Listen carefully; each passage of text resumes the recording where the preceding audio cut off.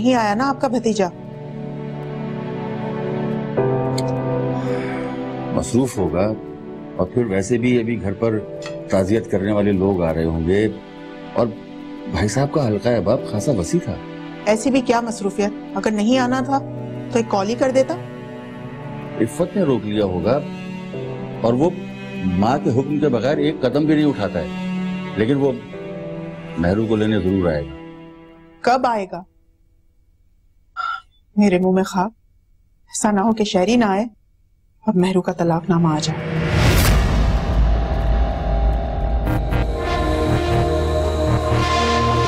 नसीमा, तुम कैसी बातें कर रही हो? कभी तो ढंग की बात क्या करो। ऐसा नहीं हो सकता, कभी भी नहीं। उसने भाई साहब से वादा किया था कि वो मेहरू को कभी नहीं छोड़ेगा। आपने इफ़्फ़त भाभी के तेवर नहीं देखे। मुझे तो ऐसा लग रहा था जैसे वो कल ही मेहरू को तलाक दिलवा देगी। ये नहीं हो सकता। मैं अभी जाकर इफ़्फ़त से बात करता हूँ। नहीं रियाज, तुम वहां नहीं जाओगे, उसके मुंह नहीं लगोगे। बहुत बदलिहाज औरत है, ना जाने इस रात ने 30 साल उसके साथ कैसे गुजारे। नहीं अम्मा, मैं जरूर जाऊंगा, क्योंकि ये मेरी बेटी की जिंदगी का सवाल है।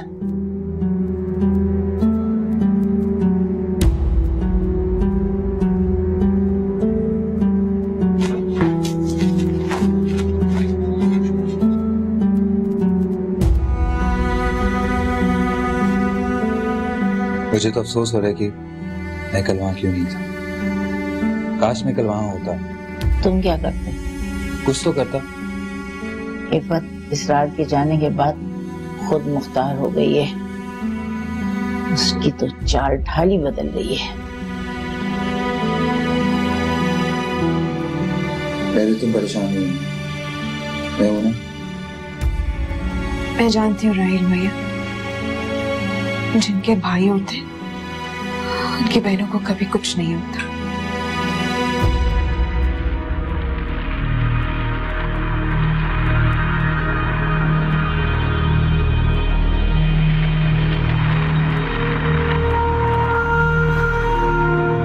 नाश्ता भी करके नहीं गया।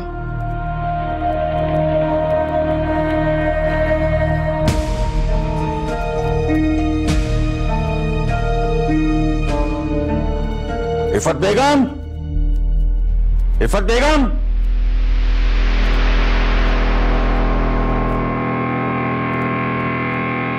क्या बात है रियाज, भाई के मरते ही तमीज भूल गए? मुझे आप ये बताएं कि मेरी बेटी का कसूर क्या है जिसे आपने घर से निकाल दिया? इतनी सुबह सुबह आ गए? दिन चढ़ने का इंतजार तो कर लेते। हाँ तो क्या पूछ रहे थे? भाई साहब के मरते ही आपने मेरी बेटी को घर बदर कर दिया। इसका मतलब यह हुआ कि आप उस पर इस घर के दरवाजे बंद कर देना चाहती हैं। गुड, बहुत अक्लमंद हो। ये आपके लिए हंसने का नहीं, रोने का मकाम है। रियाज, तुम रो ना, बल्कि तुम्हारा पूरा घर रो। मैं क्यों? आखिर आप हमसे किस चीज का बदला ले रहे हैं? मेरे मना करने के बावजूद तुमने हानिया को अपनी बहू बनाया, तो तुम हानिया को घर बदर कर दो, मैं मेरे को घर ले आऊंगी। नहीं, ये कभी नहीं हो सकता। बेटी की खातिर मैं बहू पर जुल्म नहीं कर सकता। बेटी को तलाक हो जाएगी तो क्या करोगे? शहरयार तलाक कभी नहीं। क्यों? क्यों तलाक नहीं देगा? उसने भाई साहब से वादा किया था कि वो मेहरू को कभी नहीं छोड़ेगा। चलो ना छोड़े, दूसरी शादी तो कर सकता है ना। तो दूसरी शादी भी नहीं करेगा। ये तुम्हारी गलतफहमी है। बुलाएं उसे, मैं पूछता हूं उससे। शहरयार, शहरियार! वो ऑफिस जा चुका है। मेरा ख्याल है कि मुझे यहाँ आना ही नहीं चाहिए।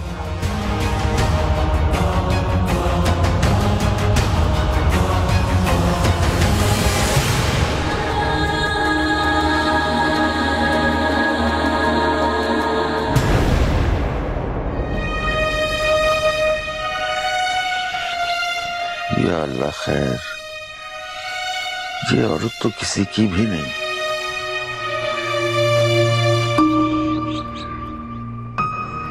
पता नहीं भाई साहब ने कैसे इसके साथ इतने बरस गुजारे।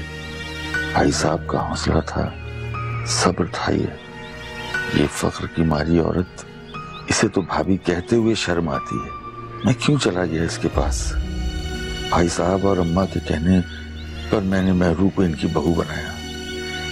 नसीमा रोकती रह गई कि इफ्फत दुख देगी महरू को, मगर मैं कहता था भाई साहब हैं, मुझे क्या मालूम था कि वो चले जाएंगे और महरू घर बदर हो जाएगी। अब क्या होगा? या मौला मदद कर।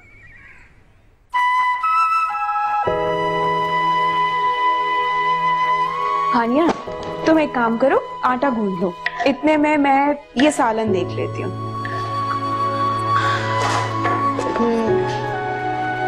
पता है क्या, सिद्रा को आते ही खाना चाहिए होता है, और अगर खाना ना मिले ना तो लड़ना शुरू कर देती है। अक्सर इस बात पे अम्मी से उसने डांट भी खाई है। वो क्यों? वो इसीलिए कि वो गिराती ज्यादा यूनिफॉर्म पे। ये तो है। तो मैं एक बात कहूँ? कहो। वो मुझे आटा गूंदना नहीं आता। तो इसमें इतनी परेशानी वाली कौन सी बात है? मैं हूं ना, मैं सिखा दूंगी। और जब तक मैं यहाँ हूं तो मैं खाना बनाना भी सिखा दूंगी। मगर तुम तो एक आध दिन में चली जाओगे ना? हानिया, मुझे तो मालूम भी नहीं है कि मैं कब जाऊंगी। हम औरतों की भी जिंदगी क्या होती है ना, आसमान पर डोलती हुई पतंग की मानंद। और कब पतंग की डोर कट जाए और हम कब जमीन पर आ गिरे।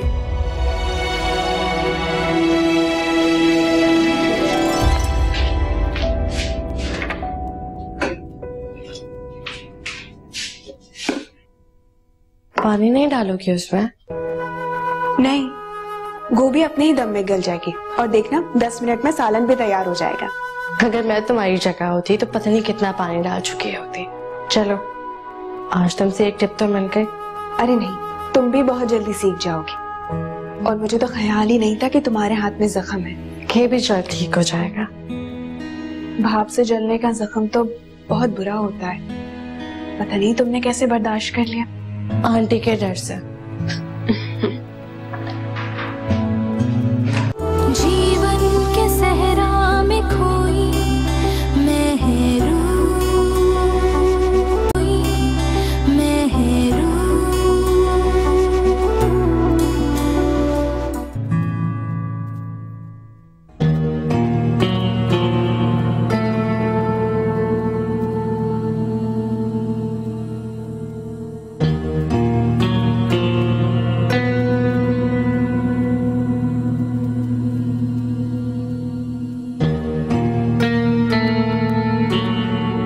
अम्मा, तुमने मेहरू के बाल देखे? कितने लंबे हैं। मैंने गौर नहीं किया। काश मैं अपने बाल ना कटवाती तो मेरे भी वैसे ही होते। सना, मेरे ख्याल से तुझे ना शरियार के पास जाना चाहिए। क्यों? लगता है लड़का हाथ से निकल जाएगा। तू तो मुतमईन बैठी है। मेरा ख्याल है कि वो अपनी माँ की बात नहीं मानेगा। हम ऐसे कैसे हो सकता है कि वो अपनी माँ की बात ना माने? मार देना, अपनी बेइज्जती बर्दाश्त नहीं करता। और जो तूने उसके साथ किया था ना, उसका जख्म अभी भी हरा है। हाँ अम्मा, तो फिर मैं क्या करूं? तुझे उसके पास जाना चाहिए, उसे काबू में कर। तुझे गवा बैठेगी, बल्कि तू गवा चुकी है उसे। मैं ना उसकी माँ को घेरती हूँ। हाँ अम्मा, तुम ठीक कह रही हो। ऐसा करो, जल्दी से फैलावा समेटो, रिक्शा करके ना दोनों साथ ही निकल जाते हैं। और मुझे ना तुम शहरयार के दफ्तर छोड़ देना और तुम उसकी माँ के पास निकल जाना। अम्मा सच में मेरे ख्वाबों का महल है, मेरे वहां बसने के ख्वाब को टूटने मत देना। चल ठीक है, तुम जल्दी से समेटो, मैं तैयार होके आती हूँ। चलो ठीक है।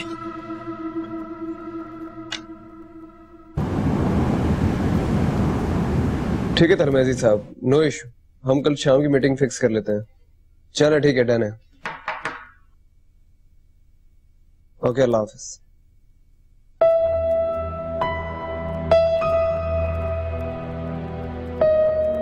क्यों आई हो तुम मेरे ऑफिस? अपने नाराज पिया को मनाने आई।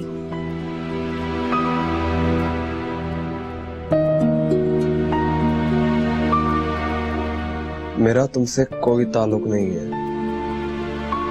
मगर मेरा तो तुमसे है ना। हमारे रास्ते जुदा हो चुके हैं। जो लोग मोहब्बत करते हैं उनके रास्ते कभी जुदा नहीं होते शहरी, और मैंने तुमसे मोहब्बत की है। मगर रास्ता भी तुमने बदला था। शहरी, अब मैं जान चुकी हूँ कि मैं तुम्हारे बगैर नहीं रह सकती।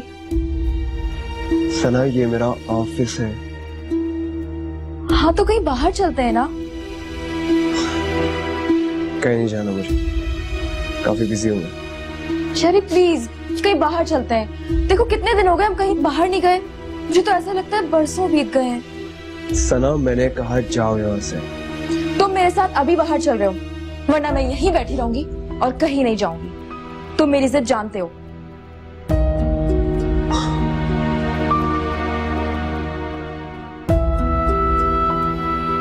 फाइन, चलो।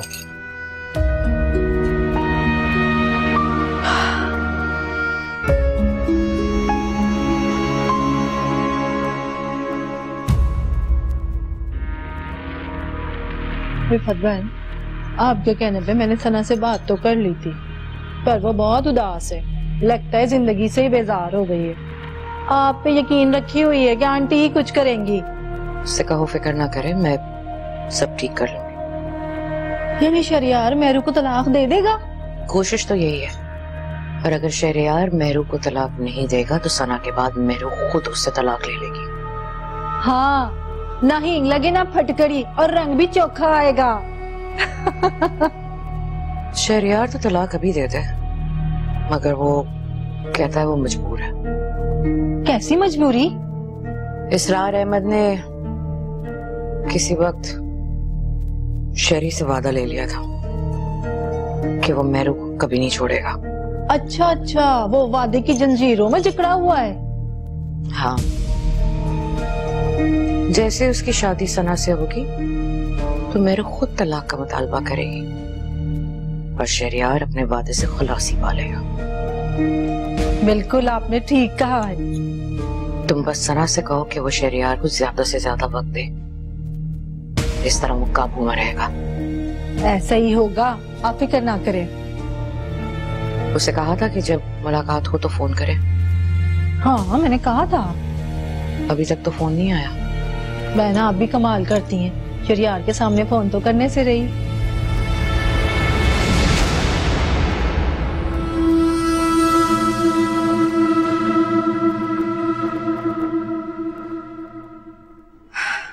शहरी, अब तो नाराजगी खत्म कर दो। मेरे साथ अच्छा नहीं किया तुमने। सॉरी तो किया है ना। कब किया? मैं आ गई, ये कम है क्या?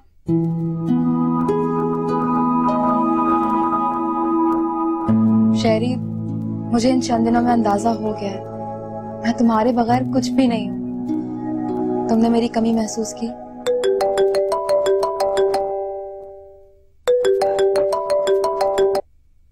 हेलो। अरे मैं भूल गया था, बस 10 मिनट में आ रहा हूँ। सना, मोतीवाला से मीटिंग थी, मैं भूल चुका था। तुम्हें तो पता है कितनी मुश्किल से टाइम देते हैं। फिर अब जाना होगा। ऑब्वियसली। चलो मैं तुम्हें टैक्सी करवा देता हूँ।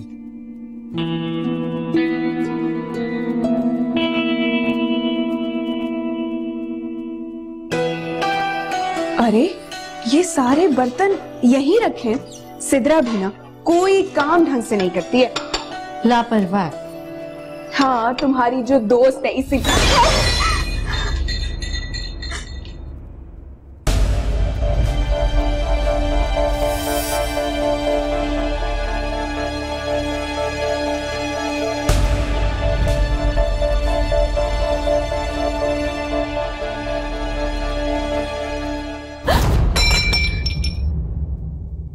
ये अम्मी का सबसे अच्छा सेट था और मैंने तोड़ दिया। मैं कुछ लेकर आती हूँ। क्या टूटा? अरे ये कैसे टूटा? कितना खून निकल रहा है। अरे कुछ ले आओ, स्प्रेट ही ले आओ। अम्मी मुझे माफ कर दें।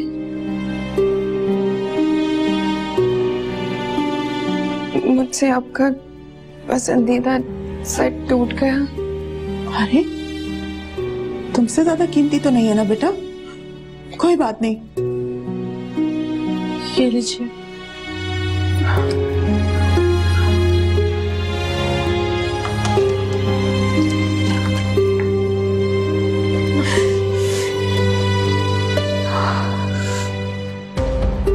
कांच टूटना बदशगुनी होती है।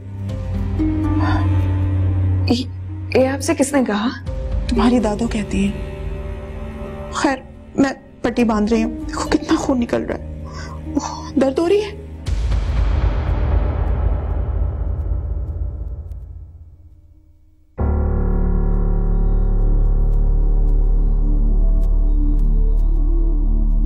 हेलो।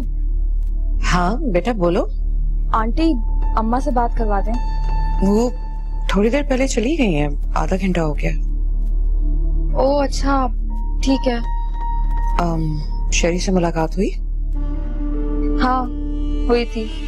तुमने उसे शादी के लिए मनाया? आंटी उसकी कोई मीटिंग थी, इसलिए इस टॉपिक पे बात ही नहीं हो सकी। बेटा तुमने शेरी को मनाना है, उसे पिछले वादे याद दिलाओ, तभी बात बनेगी। आंटी आप समझे, वो मान गया। वाकई? तुमसे कहा उसने? नहीं, वो मैंने महसूस किया है, क्योंकि मैं उसके अंदर के सारे मौसमों को जानती हूँ। फिर भी तुमने कुछ भी करके उगलवाना तो था। आंटी अब जो करना है ना आपने करना है। आप ऐसा करें, शेरी से बात करें, क्योंकि बहू तो मैं आप ही की बनूंगी। और मैं भी तुम्हें बहू बनाना चाहती हूँ। आखिर तुम मेरे शेरी की मोहब्बत हो।